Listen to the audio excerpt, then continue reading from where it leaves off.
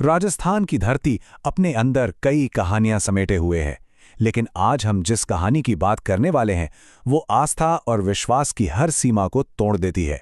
ये कहानी है एक ऐसे संत की जिनकी विरासत दो अलग अलग धर्मों को एक ही धागे में पिरोती है। चलिए इस अनोखी गाथा की पड़ताल करते हैं। आगे बढ़ने से पहले जरा एक सवाल पर सोचते हैं।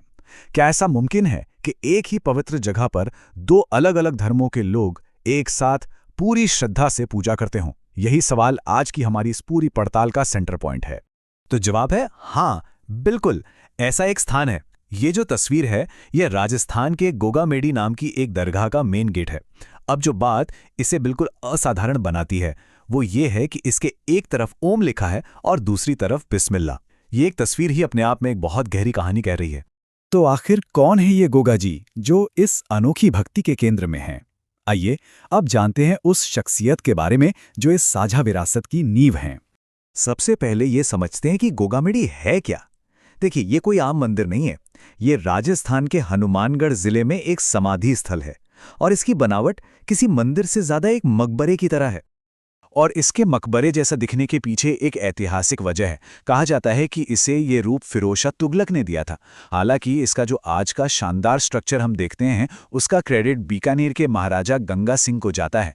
मतलब इसकी वास्तुकला में ही हिंदू और इस्लामी प्रभाव का संगम दिखना शुरू हो जाता है। लेकिन ये मेलजोल सिर्फ पत्थरों तक ही नहीं है। ये यहाँ की जीती जागती परंपराओं और पूजा के तरीकों में भी बहुत गहराई से बसा हुआ है। अब यहाँ की एक सबसे दिलचस्प परंपरा देखिए। साल के 11 महीनों तक इस समाधि की देखभाल और यहाँ पूजा का जिम्मा एक मुस्लिम पुजारी का होता है, जिन्हें वहाँ चाइल कहा जाता है। और फिर साल के एक खास महीने में पूजा का सारा काम एक हिंदू पुजारी संभालते हैं। सोचकर देखिए, एक ही पवित्र जगह पर पूजा की जिम्मेदारी का ऐसा बंटवारा कितना अनोखा है। और ये एकता अपने सबसे पावरफुल रूप में दिखती है शाकल नृत्य में। ये एक ऐसा रिवाज है जहां हिंदू और मुस्लिम दोनों समुदायों के भक्त ढोल नगाड़ों की धुन पर एक साथ नाचते हैं। अपनी गहरी आस्था दिखाने के लिए वो अपनी पीठ और सिर पर लोहे की जंजीरों से वार भी करते हैं।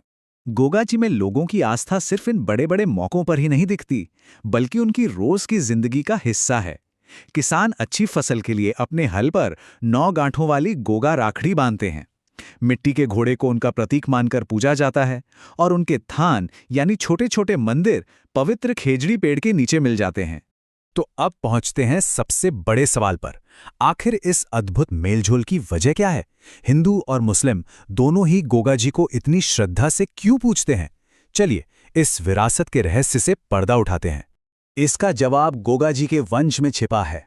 आखिर ऐसा कैसे हुआ कि एक ही खानदान की विरासत को दो बिल्कुल अलग अलग धर्मों के लोग अपना मानते हैं? और जवाब छिपा है इस स्लाइड में। लोक संत गोगा जी, उनकी 17वीं पीढ़ी में हुए करम सिंह, उन्होंने इस्लाम धर्म अपना लिया और अपना नाम बदलकर कायम खान रख लिया। उन्हीं के वंशज आज कायम खानी मुसलमान कहलाते हैं। तो सबसे जरूरी बात यह है कि कायम खानी मुसलमानों के लिए गोगा जी सिर्फ कोई संत नहीं, बल्कि उनके सम्मानित पूर्वज हैं, उनके बड़े बुजुर्ग हैं। ये कोई बाहर से अपनाया हुआ विश्वास नहीं है, बल्कि ये तो खून का रिश्ता है जो इन दो परंपराओं के बीच एक कभी न टूटने वाला बंधन बनाता है। गोगा जी का असर सिर्फ गोगामेडी तक ही नहीं है। उनकी विरासत पूरे इलाके में और उससे भी कहीं आगे तक फैली हुई है। ठीक वैसे ही जैसे कहावत कहती है, हर गांव में गोगो। ये सिर्फ राजस्थान की बात नहीं है। जैसा कि हम देख सकते हैं, उनकी पूजा हरियाणा, गुजरात, हिमाचल प्रदेश और उत्तर प्रदेश जैसे कई राज्यों में भी होती है। ये उनकी जबरदस्त लोकप्रियता का बहुत बड़ा सबूत है। और ये जो लोकल कहावत है ना, वो इस बात को बड़े सुंदर तरीके से बताती है। गांव गांव खिचड़ी और गांव गांव गोगो। इसका मतलब है जैसे हर गांव में खिचड़ी का पेड़ मिल ही जाएगा, वैसे ही हर गांव में गोगा जी का कोई ना कोई थान या उनको मानने वाला जरूर मिलेगा। ये दिखाता है कि वो संस्कृति में कितनी गहराई तक रचे बसे हैं।